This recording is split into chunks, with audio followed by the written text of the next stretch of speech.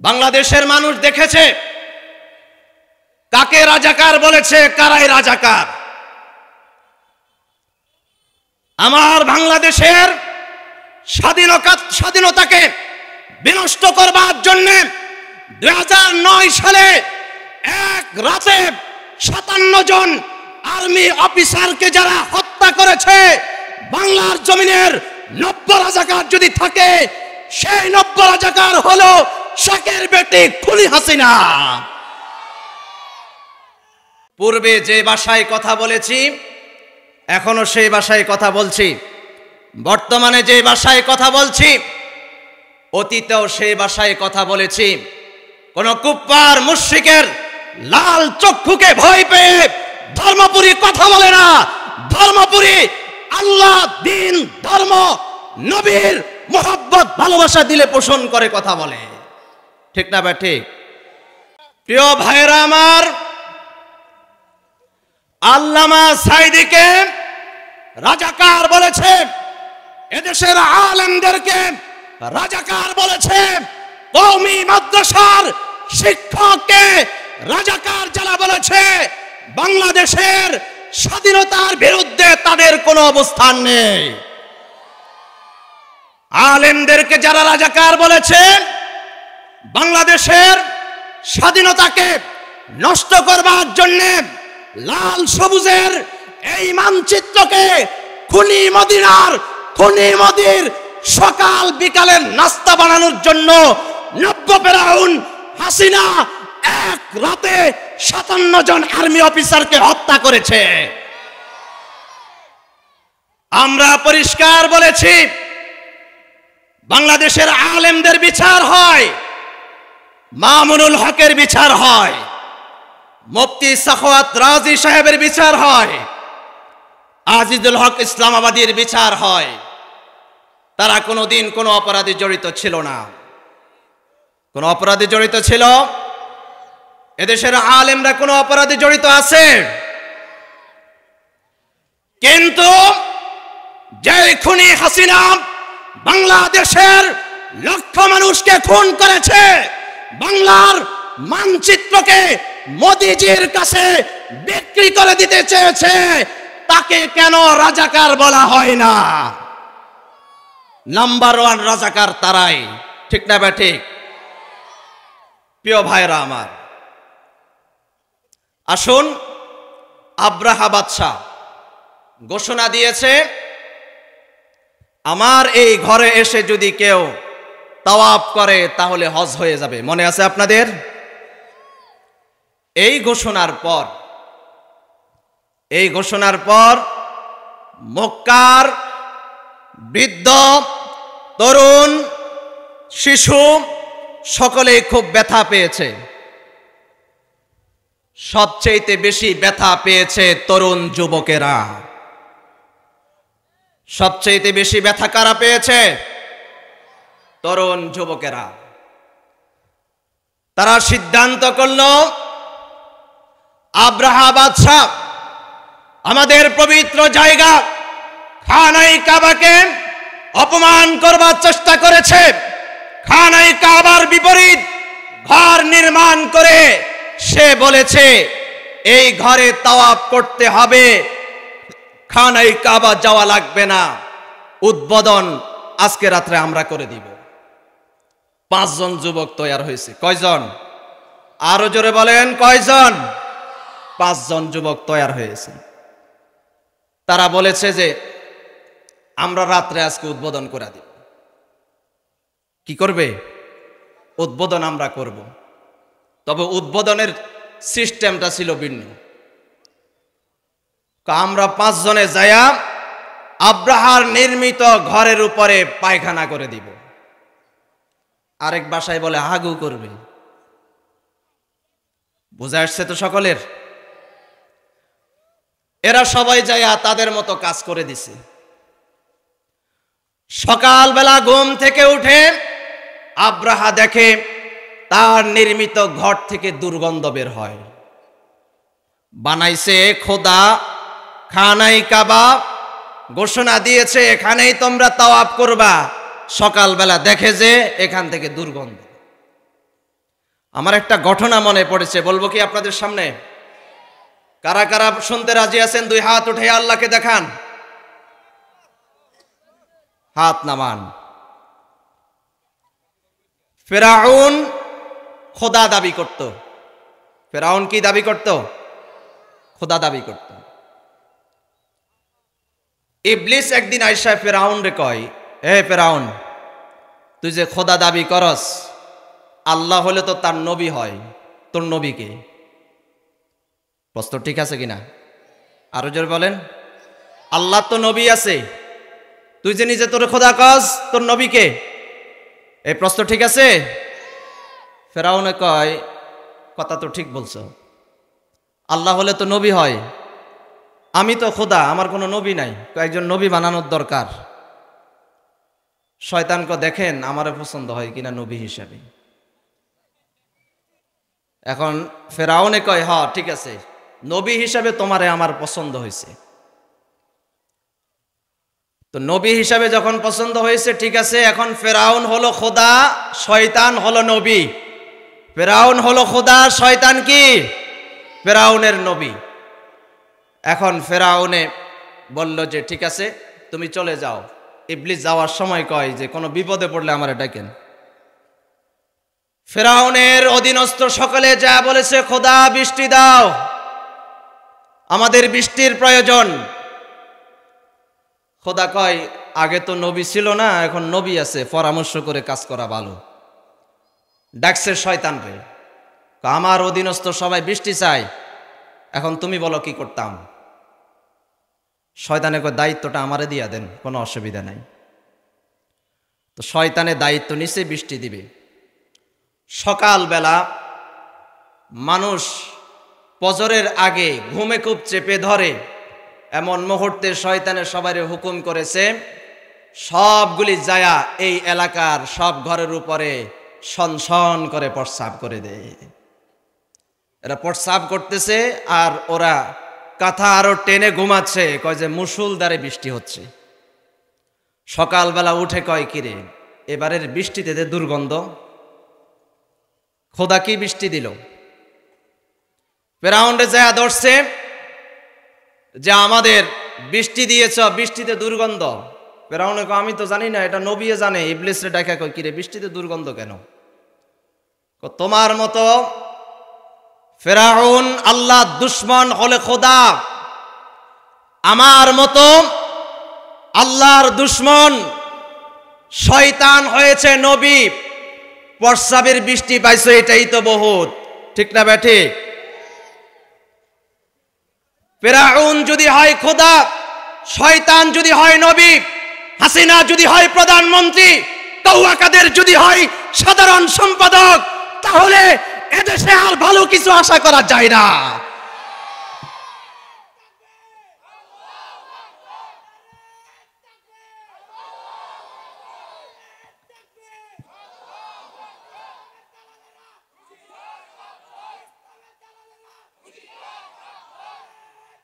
আস্তে আস্তে ভাই, সময় কম।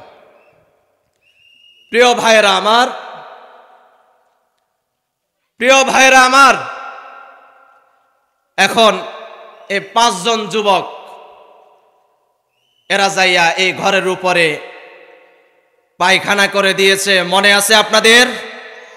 আরো জোরে বলেন, মনে আছে আপনাদের? সকালবেলা আব্রাহা উঠি মাথা খারাপ, সে প্ল্যান করেছে এবার নতুন একটা কৌশল করতে হবে।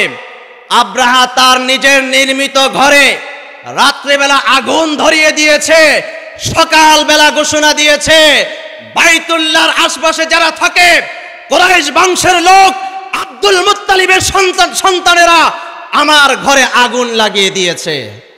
আগুন লাগাইছে কারা? আব্রাহা নিজে আগুন লাগিয়ে নাম দিয়েছে কার?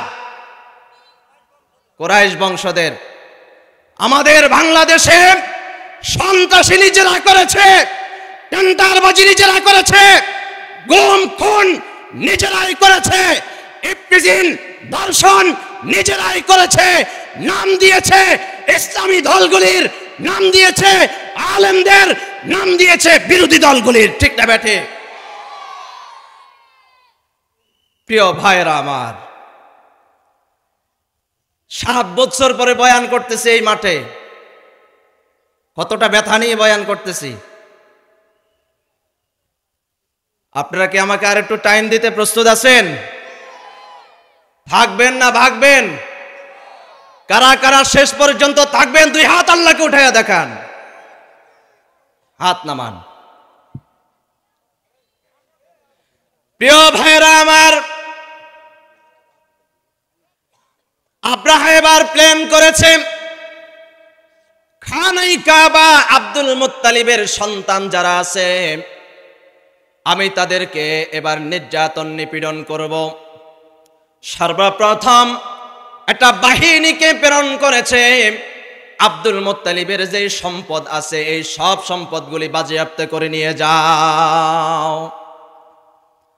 আব্দুল মুত্তালিবের 200 উট আব্রাহা বাদশা নিয়ে এসেছেন। এবার মক্কার উপরে আক্রমণ করার প্ল্যান করে 10টা বড় হাতি নিয়ে শত শত হাজার হাজার সৈন্য নিয়ে খানায় কাবার উপরে আক্রমণ করার প্ল্যান করে সামনে অগ্রসর হয়। খানায় কাবা থেকে অনেক দূর, প্রায় 7 কিলো দূরে এসে অবস্থান করেছে।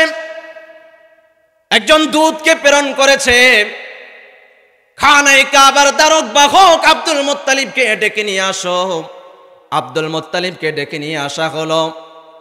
আব্দুল মুত্তালিবকে আব্রাহা ডাক দিয়ে বলে, হে আব্দুল মুত্তালিব, খানায় কাবার চাবি নাকি তোমার হাতে? জান থাকতে, সময় থাকতে, সংঘাতের আগে তুমি খানায় কাবার চাবিটা আমার কাছে হস্তান্তর করে দাও। আব্দুল মুত্তালিব খানায় কাবার চাবি হাতে নিলেন। খানায় কাবার দরজার শিকলের উপরে এই চাবিটা লাগায়া আল্লাহর কাছে দোয়া করে, রব্বুল আলামিন, এই খানায় কাবার মালিক হলা তুমি। খানায় কাবা আমি মালিক নয়, আমি এটা সংরক্ষণ করার দায়িত্ব নিতে পারি না। আল্লাহ, তোমার ঘর তুমি হেফাজত করবা, দায়িত্ব তোমার হাতে আমি অর্পণ করলাম। একটা লক্ষণীয় বিষয় হলো, যেই মুহূর্তে আব্দুল মুত্তালিব খানায় কাবা রক্ষার জন্য আল্লাহর কাছে সাহায্য প্রার্থনা করেছেন, ওই সময়ও ইতিহাস প্রমাণ করে খানায় কাবার ভিতরে 360 মূর্তি আছে। কয়টা মূর্তি? আব্দুল মুত্তালিব মুশরিক ছিলেন, কিন্তু খানায় কাবা রক্ষার জন্য কোন মূর্তির সামনে মাথা নত আব্দুল মুত্তালিব করে নাই। মুশরিক হয়ে আব্দুল মুত্তালিব খানায় কাবা রক্ষার জন্য মূর্তির সামনে যায় নাই। আব্দুল মুত্তালিব জানে মূর্তি কিছু করতে পারে না। আর আমার বাংলাদেশে জায়গায় জায়গায়, ঢাকা শহর, মসজিদের শহর, মোড়ে মোড়ে মুজিবের মূর্তি দিয়ে ভরপুর করে দিয়েছে। এই সভ্যতা আব্দুল মুত্তালিবের জাহিলি যুগের, মুশরিকি যুগের সেই বর্বরতাকেও হার মানায়।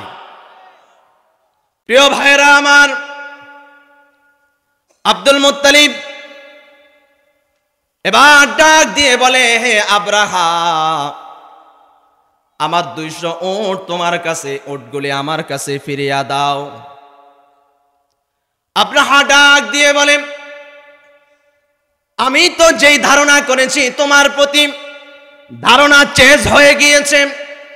আমি ভাবলাম আব্দুল মুত্তালিব সম্পদ হারাইতে পারে, উট হারাইতে পারে, কিন্তু কোনোদিন খানায় কাবা সে হারাতে চাইবে না।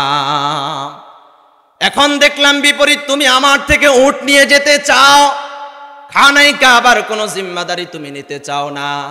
আব্দুল মুত্তালিব ডাক দিয়ে বলে, আব্রাহারে, এই খানায় কাবার মালিক আমি নয়, আল্লাহ হলো খানায় কাবার মালিক, আমি হলাম উটের মালিক। উটগুলি সংরক্ষণ করার দায়িত্ব আমার, খানায় কাবা সংরক্ষণ করার দায়িত্ব মহান রব্বুল আলামিনের। হাতি বসে গিয়েছে, মারতে মারতে রক্তাক্ত করেছে, কিন্তু হাতির সামনে অগ্রসর হয় নাই।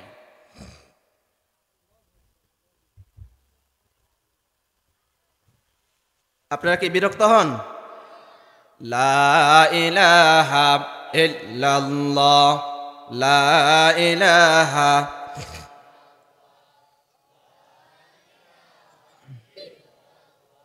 লা ইলাহা ইল্লাল্লাহ। আসমানে আল্লাহ, জমিনে আল্লাহ, হায়াতে আল্লাহ, মৌতে আল্লাহ, লা ইলাহা লা ইলাহা।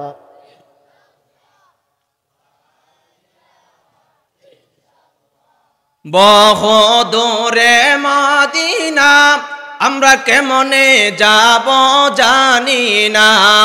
দয়া করো দয়ার আল্লাহ, ফুরাও মোদের বাসনা। লা ইলাহা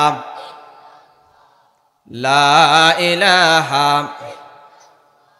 লা ইলাহা ইল্লাল্লাহু মুহাম্মাদুর রাসূলুল্লাহ।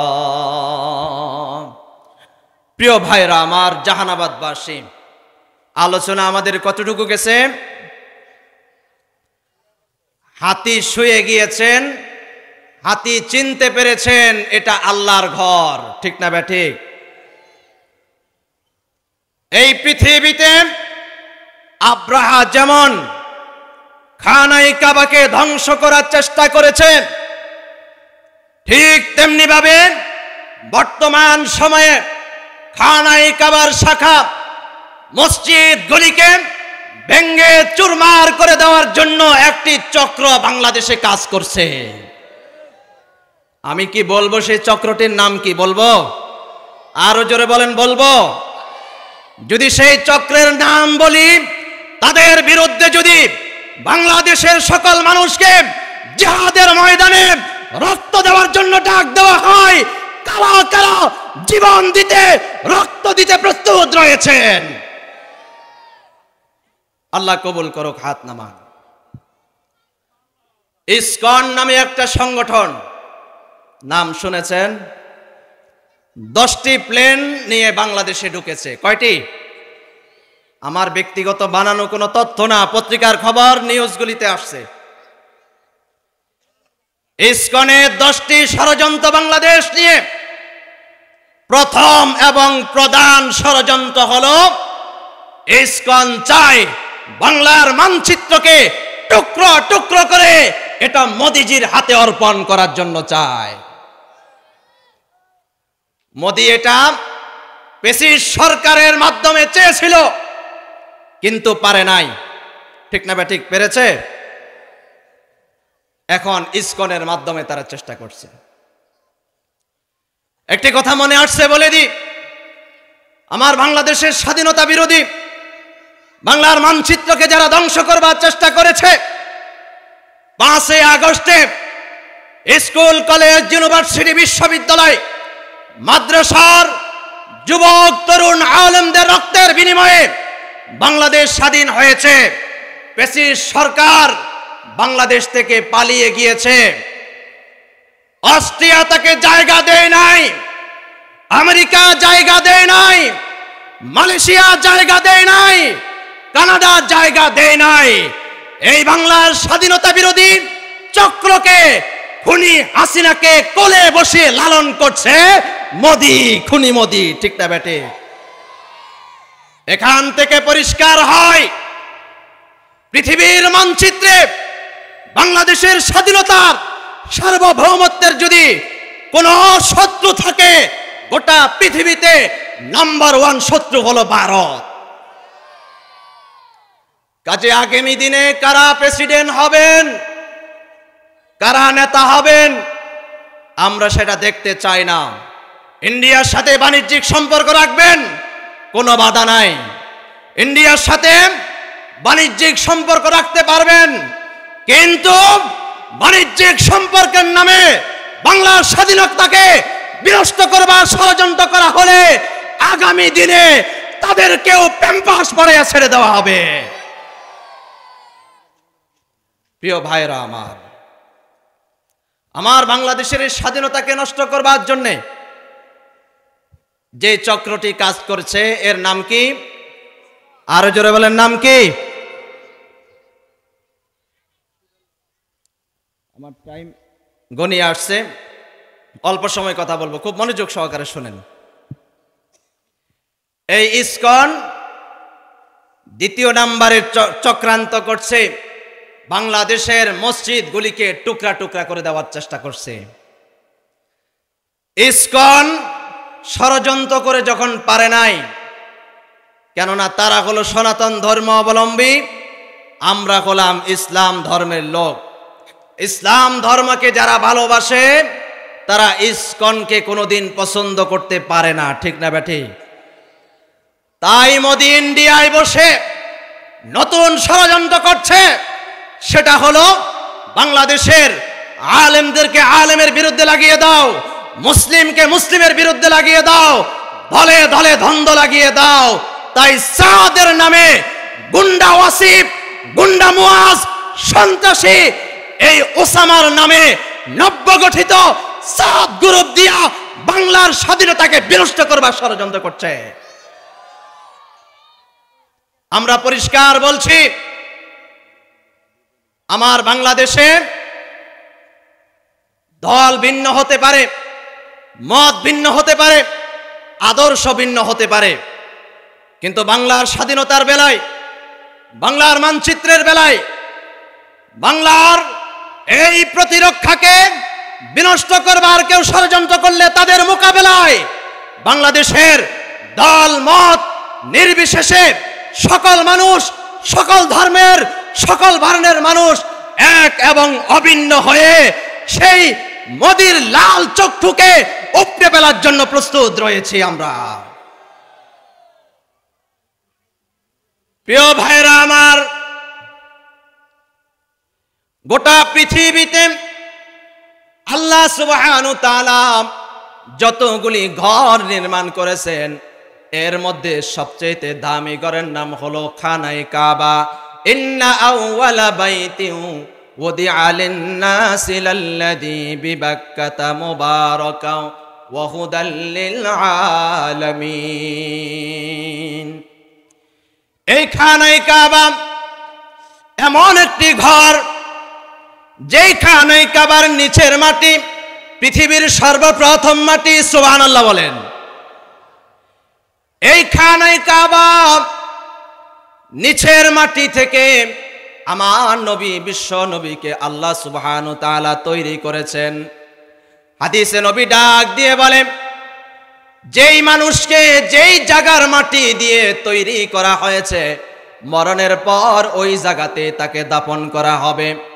এই পৃথিবীতে যখন মাটি বলতে কিছু ছিল না, ডানে বামে সামনে পিছনে শুধু পানি ছিল, পানি আর পানি, এমন মুহূর্তে আল্লাহ সুবহানাহু ওয়া তাআলা ইচ্ছা করলেন দুনিয়াতে মাটি তৈরি করবেন।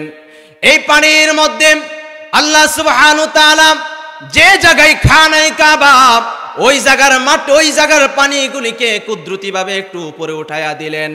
গোটা পৃথিবীর পানিগুলি সমতল, খানায়ে কাবার জায়গার পানিগুলো একটু উঁচা। এই উঁচা জায়গার সাথে চতুর্দিকের পানিগুলি যখন এসে ধাক্কা লাগে, সেখান থেকে বুলবুলা বটকা তৈরি হয়। আল্লাহ পাক এই বটকাকে 40,000 বছর ঘুরাইলেন, সেখান থেকে আল্লাহ সুবহানাহু ওয়া তাআলা ফেনা তৈরি করলেন। ফেনাকে 40,000 বছর ঘুরাইয়া সেখান থেকে আল্লাহ পাক মাটি তৈরি করলেন। মাটি এক জায়গায় তৈরি করে সাগরের ঢেউয়ের মাধ্যমে ধাক্কা দিয়া ওই মাটিকে 2 ভাগ করে দিলেন। এক ভাগ মক্কায় আর এক ভাগ আল্লাহ পাক মদিনায় প্রেরণ করলেন। কেন মদিনায় প্রেরণ করলেন? খানায়ে কাবার নিচের মাটি থেকে আমার নবীকে আল্লাহ পাক তৈরি করেছেন। যে জায়গার মাটি থেকে যাকে তৈরি করা হয়, ওই জায়গাতে তাকে দাফন করা হয়। সেই কথার ভিত্তিতে আমার প্রিয় হাবিব মুহাম্মদুর রাসূলুল্লাহকে খানায়ে কাবার নিচে দাফন করার কথা, কিন্তু আল্লাহ পাক ওই মাটিতে দাফন করার জন্য এই মাটিকে দুই ভাগ করে এক ভাগ রেখে দিয়েছেন মক্কায়, আরেক ভাগ আল্লাহ কুদরতি ভাবে প্রেরণ করেছেন মদিনায়। প্রিয় ভাইরা আমার, এই খানায়ে কাবার কি পরিমাণ মর্যাদা, খানায়ে কাবার সম্মান, খানায়ে কাবার দাম শুধুমাত্র মুসলমানদের কাছে না, তৎকালীন মুশরিক যারা ছিল তারা যদিও ঈমান না আনে কিন্তু তারা খানায়ে কাবা তওয়াফ করত। কি করত? আরো জোরে বলেন, কি করত?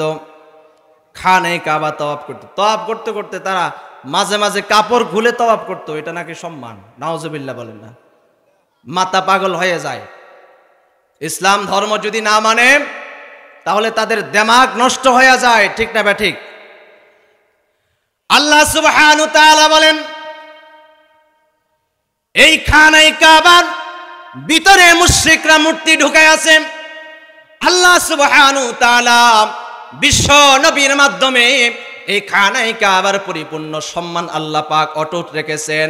নবীজি পৃথিবীতে এসেছেন, নবুয়ত পাওয়ার পর আল্লাহ নবী ঘোষণা দিলেন এই মক্কা শহরে খানায়ে কাবার মধ্যে আর কোনো মূর্তি কোনোদিন থাকতে পারবে না। তাহলে মূর্তির বিরুদ্ধে সংগ্রাম, সূরা ফিলের শিক্ষা, মূর্তির বিরুদ্ধে সংগ্রাম আল্লাহ পাক নবীর মাধ্যমে আমাদেরকে জানিয়ে দিয়েছেন। মূর্তির বিরুদ্ধে সংগ্রাম পৃথিবীর সব নবী, সব রাসূল, সাহাবায়ে কেরাম, ওলি আল্লাহ, গাউস কুতুব, পীর মাশায়েখ, সকল মাযহাবের সকল ইমামের সংগ্রাম, ঠিক না ঠিক? আমাদের বাংলাদেশে আমরা দেখেছি মূর্তির বিরুদ্ধে সংগ্রাম করার কারণে 2021 সালে আল্লামা মামুনুল হকের নেতৃত্বে মূর্তির বিরুদ্ধে সংগ্রাম করার কারণে আমাদের তরুণ ছাত্র ভাইয়েরা শাহাদাত বরণ করেছে, ঠিক না ঠিক? কোন দেশে বসবাস করি? শতকরা 99% মুসলমানের দেশে মুসলমানরাই সবচাইতে নির্যাতিত। মুসলমান মূর্তির বিরুদ্ধে কথা বললে কারাগারে যেতে হয়, কোরআনের বিরুদ্ধে কথা বললে কারাগারে যেতে হয়, ইসলামী রাজনীতির পক্ষে কথা বললে কারাগারে যেতে হয়। কি দেশে আমরা বসবাস করি, এটা আফসোস আমাদের জন্য। আপনারা কি বিরক্ত হচ্ছেন? বাইরে যারা দাঁড়িয়ে আছেন সিরিয়াল ধরে দাঁড়ান, ডিস্টার্ব করবেন না, আওয়াজ করবেন না।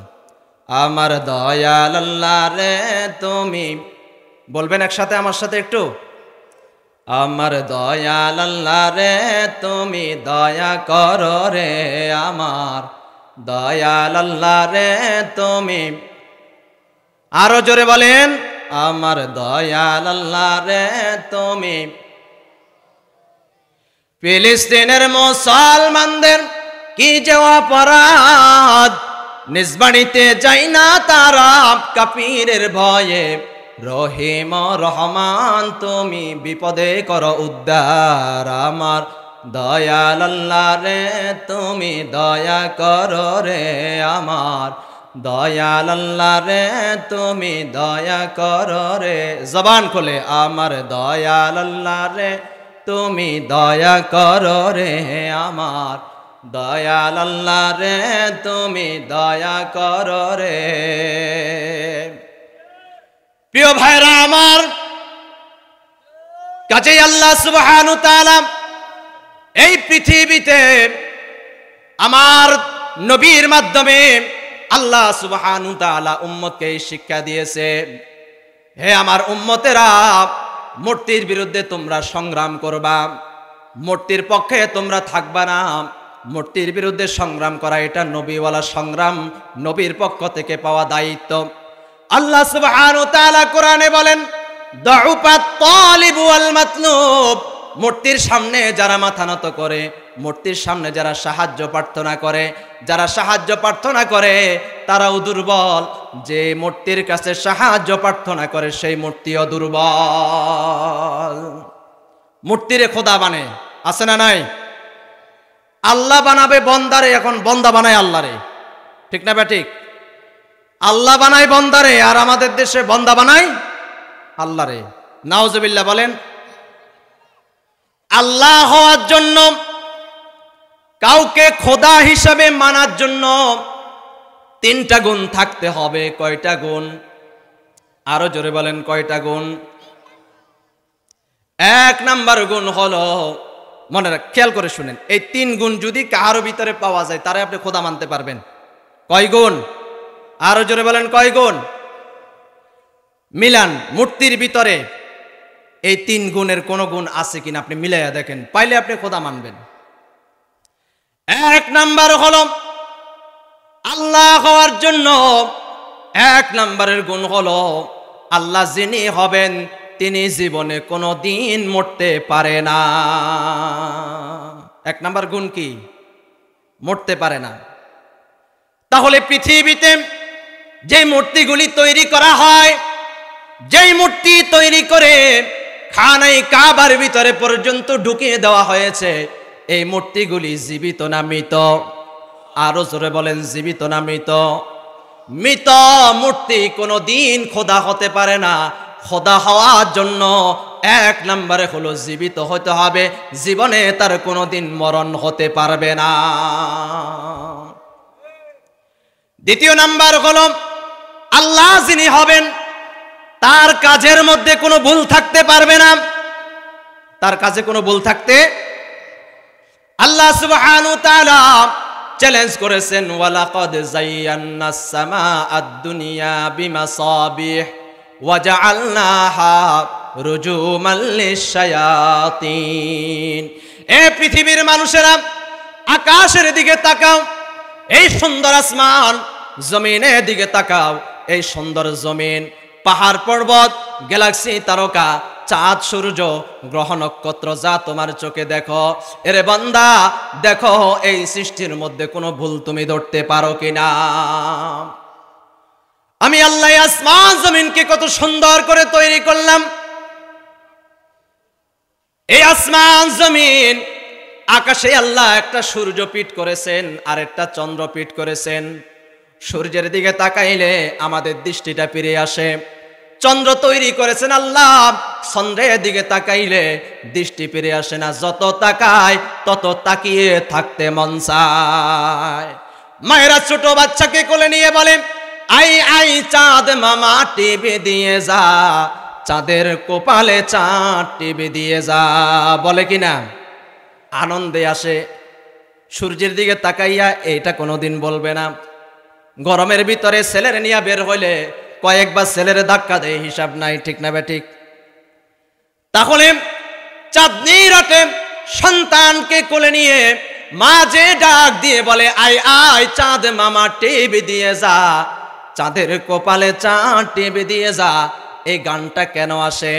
ওই চাঁদ আল্লাহ এত মিষ্টি বানাইছেন, এত সুন্দর বানাইছেন, ওই চাঁদের দিকে তাকাইলে মনের আনন্দে মুখ থেকে গান বের হয়, ঠিক না বেঠিক? মর্ম বুঝে না কি বলছি? আই আই চাঁদ মামা টিপ দিয়ে যা, চাঁদের কপালে চাঁদ টিপ দিয়ে যা, মানে আকাশে হে চাঁদ, তুমিও একটা চাঁদ, আমার কোলে আরেকটা চাঁদ আছে, তারে তুমি টিপ দিয়ে যাও। প্রিয় ভাইরা আমার, আল্লাহ যখন চাঁদ এবং সূর্য তৈরি করেছেন, চাঁদের মধ্যে যেমন গরম বাতাস, গরম আলো ছিল, সূর্যের মধ্যেও তেমন ছিল। চাঁদও গরম, সূর্য গরম। চাঁদ দিনের বেলা আলো দেয় না, রাত্রে বেলা আলো দেয়। সূর্য দিনের বেলা আলো দেয়। দিনের বেলা মানুষ কাজ কাম করে, রাত্রিবেলা একটু ঘুমাইতে যাবে, তখনও যদি এমন আলো, এমন যদি গরম আলো হয়, তাহলে মানুষ ঘুমাইতে পারবে না। তে আল্লাহ সুবহানাহু ওয়া তাআলা জিবরাইলকে ডাক দিয়ে বলেন, হে জিবরাইল, আমার দুনিয়ার বান্দারা সকাল থেকে সন্ধ্যা পর্যন্ত মাঠে ঘাটে কাজ কাম করবে, সন্ধ্যাবেলা নামাজ পড়ে একটু ঘুমায়া যাবে, গভীর রাত্রে উঠে আবার আমারে ডাকবে। বাতা হামকো তেরে তারিফ কিস তরফ है, तेरे राह पर चला हमको खुदाया, मेरे दिल से पर्दा उठा दो खुदाया, तू अपना तजल्ली दिखा दो खुदाया, शादियों गम से दो आलम कि मुझे आजाद कर, अपने दर्दू गम से या रब दिल को मेरे शाद कर, जागना है जागे लो अपलागे की साया तले, हाशर तक सोना पड़ेगा, खाके की साया तले अल्लाह अल्लाह करते करते मिसले मजनू बन गए रोते रोते मेरे सीना एक समुंदर बन गए अरे बुलबुल न कर गुलगुल जहां बागू बिराना कहाँ शीरी कहाँ लैला कहाँ मजनू दीवाना कहाँ शीरी कहाँ लैला कहाँ मजनू दीवाना गभीर रात्रि उठे दुनियार मानुषेरा আমারে ডাকবে রাত্রি বেলা যদি আরামে ঘুম না হয় গভীর রাত্রে উঠে জিকির করতে পারবে না ইল্লাল্লাহ ইল্লাল্লাহ ইল্লাল্লাহ ইল্লাল্লাহ ইল্লাল্লাহ ইল্লাল্লাহ ইল্লাল্লাহ ইল্লাল্লাহ বলে আমাকে ডাকতে পারবে না তাই জিব্রাইলকে আল্লাহ হুকুম করলেন হে জিব্রাইল তুমি তাড়াতাড়ি যাও চাঁদের উপরে তোমার নূরের পাখা দ্বারা 3 বার আঘাত করো 3 বার বাতাস করো জিব্রাইল চাঁদের উপরে আসলেন 3 বার আঘাত করলেন 3 বার বাতাস করলেন চাঁদের ভিতর থেকে আল্লাহ গরম বাতাসগুলি বের করে দিলেন এবং চাঁদ হয়ে গিয়েছে আমাদের জন্য আরামদায়ক শান্তিদায়ক ডিম লাইট আল্লাহ বানিয়ে দিয়েছেন আমাদের জন্য তাহলে আল্লাহ হওয়ার দ্বিতীয় নাম্বার গুণ কি বললাম আল্লাহর কাছে কোনো ভুল থাকতে আরো জোরে বলেন কোনো ভুল থাকতে পারে না আল্লাহ হওয়ার জন্য দ্বিতীয় নাম্বার গুণ হলো আল্লাহর কাছে কোনো ভুল থাকতে পারবে না এই গ্রহ নক্ষত্র সব দিকে তাকাই আমরা কোনো ভুল ধরতে পারি নাই এক লোকে গরমের মৌসুমে দুপুরে ভাত খায়া একটা গাছের নিচে ঘুমিয়ে আছে মনোযোগ আছে আপনাদের মনোযোগ আছে আর হয়তো 5-7 মিনিট কথা হবে মনে হয়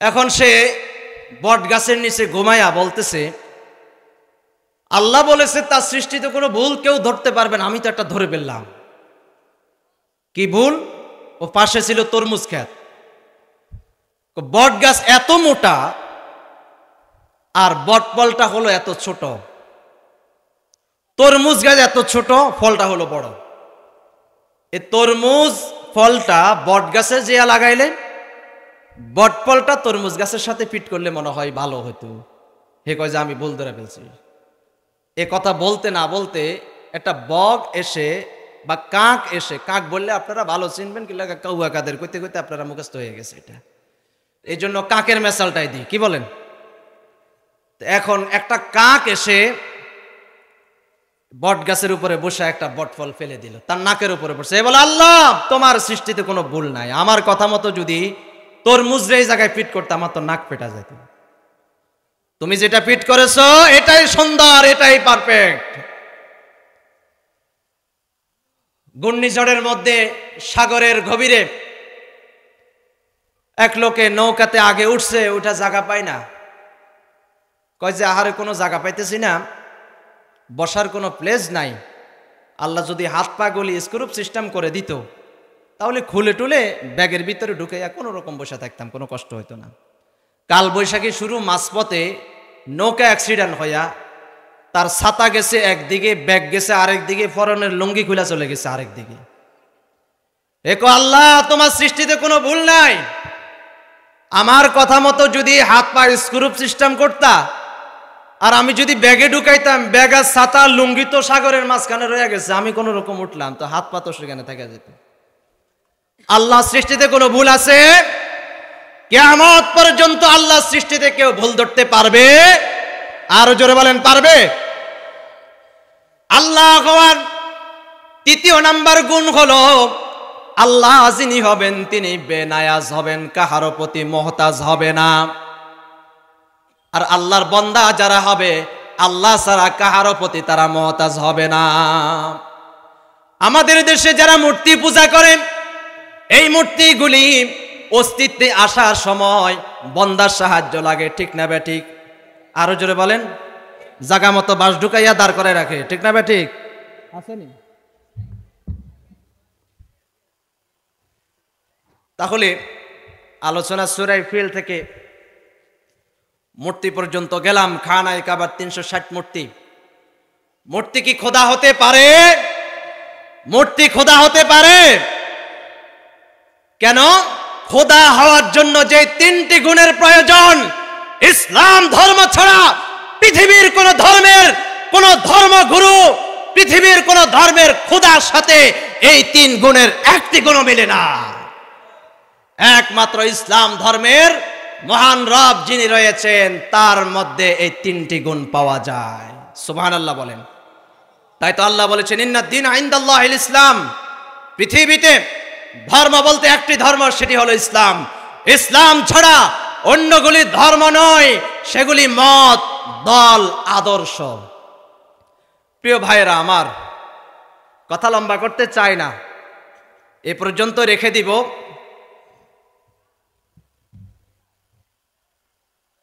হুজুর কে আসবে? আচ্ছা আচ্ছা, ঠিক আছে।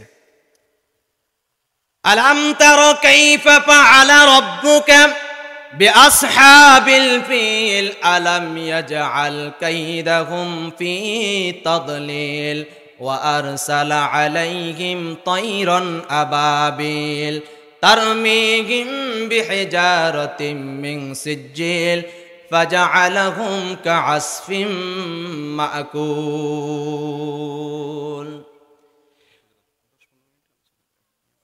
আচ্ছা আচ্ছা, অসুবিধা, আমার অসুবিধা না। আমি ভাবতেছি সময় শেষ হয়ে যাচ্ছে কিনা। আমার আবার সময় যা দেয় এর বাহিরে কথা বলার অভ্যাস নাই। আয়োজক যে টাইমটা দিছে এটার ভিতরে শেষ করতে হবে। প্রিয় ভাইরা আমার, এই খানায়ে কাবাকে ধ্বংস করার জন্য আব্রাহা বাদশাহ বড় বড় হাতিগুলি নিয়ে, অস্ত্র শস্ত্র নিয়ে রওনা হয়ে গিয়েছেন।